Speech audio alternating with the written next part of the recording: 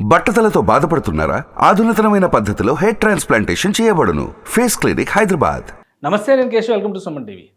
ఆంధ్రప్రదేశ్లో పొత్తులకి సంబంధించినటువంటి అంశాలపైన స్పష్టత వచ్చిన తర్వాత ప్రచారంలో దూసుకుపోయేటువంటి ప్రయత్నాలు చేస్తున్నారు అభ్యర్థులు. అయితే తెలుగుదేశం పార్టీ విడతల వారీగా ప్రకటిస్తున్నటువంటి అభ్యర్థుల జాబితా ఆసక్తికరంగా మారుతుంది. ఇప్పటికీ ఎంపీలకు సంబంధించి 17 ఎంపీ స్థానాల్లో తెలుగుదేశం పార్టీ కూటమిలో భాగంగా 17 ఎంపీ స్థానాల్లో బరిలోకి దిగుతుంది. 13 స్థానాలకు అభ్యర్థులు ప్రకటించారు. అయితే 4 స్థానాలు పెండింగ్లో ఉన్నాయి. ఈ 4 స్థానాలు ఏవేవి, అక్కడ ఉన్నటువంటి తాజా పరిస్థితులు ఏంటి, వీటిని సమీక్షించేటువంటి ప్రయత్నం చేద్దాం. అలానే రఘురామకృష్ణరాజుని ప్రస్తుతం నరసాపురం నుంచి డ్రాప్ చేసినటువంటి నేపథ్యంలో రఘురామకృష్ణరాజుని ఎంపీ అభ్యర్థిగా తెలుగుదేశం పార్టీ ఎక్కడైనా అకామిడేట్ చేయడానికి అవకాశం ఉందా? ఈ అంశాన్ని పరిశీలించేటువంటి ప్రయత్నం చేద్దాం. తెలుగుదేశం పార్టీ 17 నియోజకవర్గాల్లో అభ్యర్థులను ప్రకటించింది. కేవలం 4 నియోజకవర్గాల్లో మాత్రమే పెండింగ్ లిస్టులో ఉన్నటువంటి పరిస్థితి. ఇది తెలుగుదేశం పార్టీకి సంబంధించినటువంటి పెండింగ్ జాబితా. వాస్తవానికి అన్నిటికంటే ముందు విజయనగరం బీజేపీ కోటాలోకి వెళ్తుందని అందరూ ఆశించారు. కానీ బీజేపీ పొత్తులో భాగంగా దీన్ని పక్కన పెట్టేసి రాజంపేట సీటును తీసుకున్నటువంటి పరిస్థితి ఉంది. ఈ నేపథ్యంలో విజయనగరం ఎంపీ సీటు ఎవరికి దక్కబోతుంది అనేటువంటి చర్చ జరుగుతుంది. అశోక్ గజపతిరాజు గతంలో అక్కడ కార్యక్రమాలు నిర్వహించాడు. అలానే ఎంపీగా ఎలక్ట్ అయ్యాడు. ఆయన కేంద్ర మంత్రిగా కూడా రిప్రజెంట్ చేసినటువంటి పరిస్థితి ఉంది. అయితే ఆరోగ్య పరిస్థితుల రీత్యా, వయసు రీత్యా ఆయన ఈసారి పోటీ చేయడానికి సుముఖంగా లేరనేటువంటి సంకేతాలు ఉన్న నేపథ్యంలో గేదెల శ్రీనిబాబు ఇప్పుడు ఆసక్తి చూపిస్తున్నారు. అక్కడ ఉన్నటువంటి యువనేత, అలానే క్షత్రియ సామాజిక వర్గం ఓట్లు ఎక్కువగా ఉన్నటువంటి నేపథ్యంలో ఇక్కడి నుంచి రఘురామకృష్ణరాజుని బరిలోకి నిలిపితే ఎలా ఉంటుంది అనేటువంటి చర్చ కూడా జరుగుతున్నటువంటి పరిస్థితి ఉంది. అయితే గోదావరి జిల్లాల నుంచి ఏకంగా ఉత్తరాంధ్రకి పంపడం వల్ల ప్రయోజనాలు తక్కువగా వస్తాయనేటువంటి ఫీడ్బ్యాక్ వస్తుంది. దీనికి సంబంధించి టీడీపీ ఇప్పటికే ఐవీఆర్ కాల్స్ని ఏర్పాటు చేసింది. అందులో భాగంగా కొంతమంది అభ్యర్థుల్ని షార్ట్ లిస్ట్ చేసి వారిపైన ప్రజాభిప్రాయ సేకరణ జరుపుతున్నట్టుగా తెలుస్తుంది. ఈ ప్రజాభిప్రాయ సేకరణలో కనుక స్పష్టత వస్తే వారికి టికెట్ అనౌన్స్ చేసేటువంటి అవకాశాలు కనిపిస్తున్నాయి. వీళ్ళు కాకుండా ఐవీఆర్ఎస్ కాల్స్లో మరొక 3 పేర్లు కూడా ప్రముఖంగా వినిపిస్తున్నాయి. ఒకటి మీసాల గీత, గతంలో విజయనగరం సీటు, అసెంబ్లీ సీటు ఆశించినటువంటి నాయకురాలు. అలానే అక్కడ ఇంకా బలంగా ఉన్నటువంటి అప్పలనాయుడు. రైట్, ఈ పేర్లను కూడా పరిశీలిస్తున్నట్టుగా తెలుస్తుంది. మీసాల గీత గతంలో విజయనగరం సీటు ఆశించి భంగపడ్డారు. ఇక ఎచ్చెర్ల సీటు కావాలని కోరుకున్నటువంటి అప్పలనాయుడు కానీ, కంది చంద్రశేఖర్ వంటి నాయకుడు కానీ, వీళ్ళ అభ్యర్థిత్వాల పైన కూడా ప్రజాభిప్రాయ సేకరణ జరుగుతున్నారు. ఇవన్నీ కూడా విజయనగరం లోక్సభ సీటుకి సంబంధించి పెండింగ్లో ఉన్నటువంటి అంశాలు.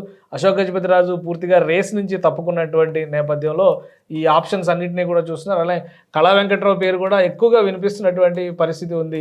ఫైనల్గా ఎవరిని డిసైడ్ చేస్తారు అనేది చూడాలి. ఇప్పుడు ఎక్కువ మంది చేస్తున్నటువంటి వాదన, ఇక్కడ క్షత్రియ సామాజిక వర్గం నేపథ్యంలో రఘురామకృష్ణరాజుకి అవకాశం ఇస్తే ఎలా ఉంటుంది అనేటువంటి ప్రతిపాదన కూడా ఒకటి చేశారు. అయితే అది అంత ఫ్రూట్ఫుల్ నిర్ణయం కాకపోవచ్చు అనేటువంటి అభిప్రాయాన్ని అధిష్టానం తెలియజేసినట్టుగా తెలుస్తుంది. ఈ నేపథ్యంలోనే ఈ అభిప్రాయ సేకరణ మరొకసారి ఈ ఐవీఆర్ కాల్ సర్వేస్ అవన్నీ కూడా మొదలు పెడుతున్నటువంటి పరిస్థితి ఉంది. సో ఇది విజయనగరం సీటుకు సంబంధించినటువంటి సినారియో. ఇక ఒంగోలు పార్లమెంటు కూడా పెండింగ్లో ఉన్నటువంటి స్థానం. అయితే ఇందులో పెద్ద డిస్కషన్ చేయడానికి ఏం లేదు. ఎందుకంటే మాగుంట శ్రీనివాసులు రెడ్డి ఇక్కడ మాగుంట ఫ్యామిలీ నుంచి చూస్తే కనుక ఆ ఫ్యామిలీకి పట్టున్నటువంటి నియోజకవర్గంగా మనం దీన్ని చెప్పాల్సి ఉంటుంది. శ్రీనివాసులు రెడ్డి ఆల్రెడీ అక్కడ సిట్టింగ్ ఎంపీగా ఉన్నటువంటి వ్యక్తి. ఆయన కుమారుడు రాఘవరెడ్డికి టికెట్ ఇవ్వాలని కోరుతున్నారు.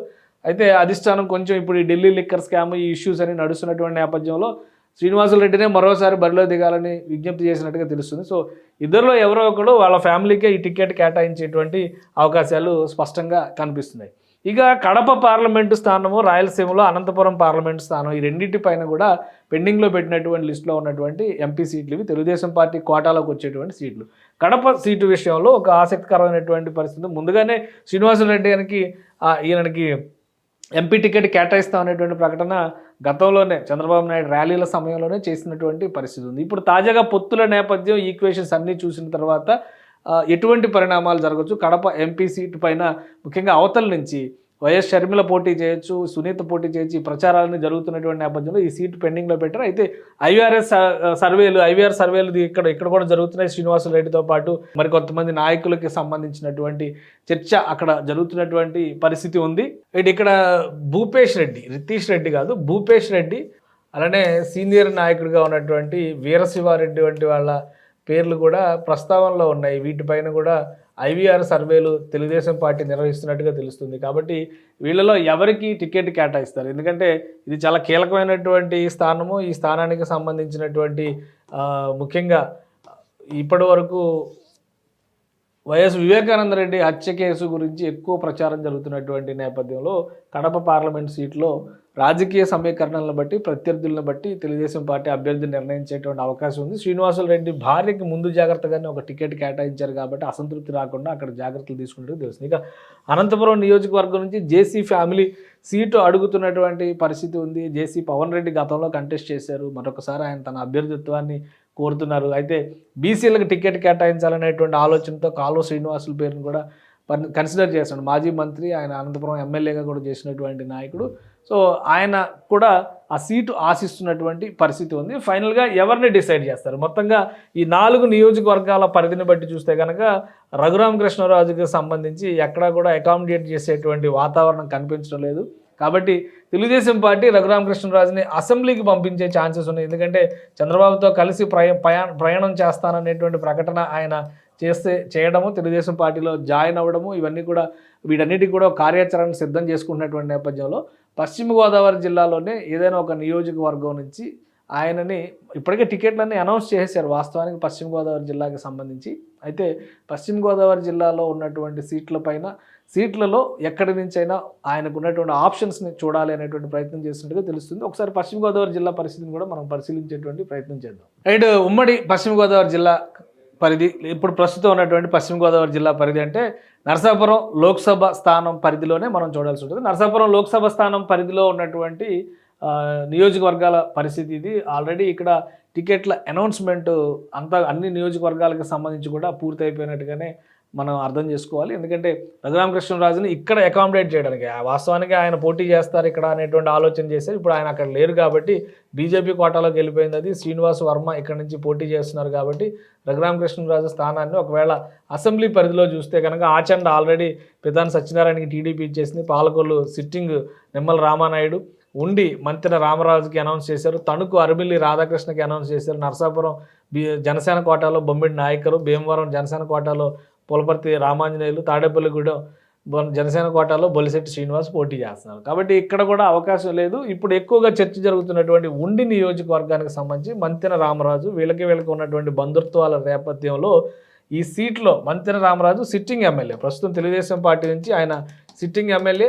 అయితే ఆయనని పక్కన పెట్టడం ద్వారా ఈ స్థానాన్ని రఘురామకృష్ణరాజుకి కేటాయించే అవకాశం ఉంది అని దానికి తగ్గట్టుగా ఇద్దరి మధ్య కూడా రాయబారం జరుగుతున్నట్టుగా ఒక ప్రచారం జరుగుతుంది. సో ఒకవేళ ఇది క్లియర్ అయితే కనుక రఘురామకృష్ణరాజు ఉండి ఎమ్మెల్యేగా పోటీ చేసేటువంటి అవకాశాలు కనిపిస్తున్నాయి.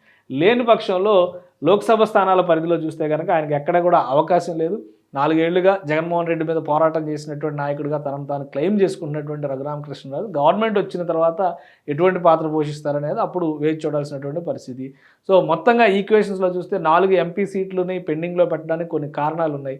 ప్రస్తుత తాజా పరిస్థితుల నేపథ్యంలో ఈ బదలాయింపులన్నీ కూడా జరుగుతాయి. మరొకసారి ప్రజాభిప్రాయ సేకరణను తెలుగుదేశం పార్టీ చేస్తున్నటువంటి పరిస్థితి, అభిప్రాయ సేకరణకి అనుగుణంగా అభ్యర్థుల ప్రకటన కూడా ఉంటుందని భావిస్తున్నారు. సుమన్ టీవీలో మీ పర్సనల్ అండ్ బిజినెస్ ప్రమోషన్స్ కోసం కింది నెంబర్కి కాంటాక్ట్ చేయండి.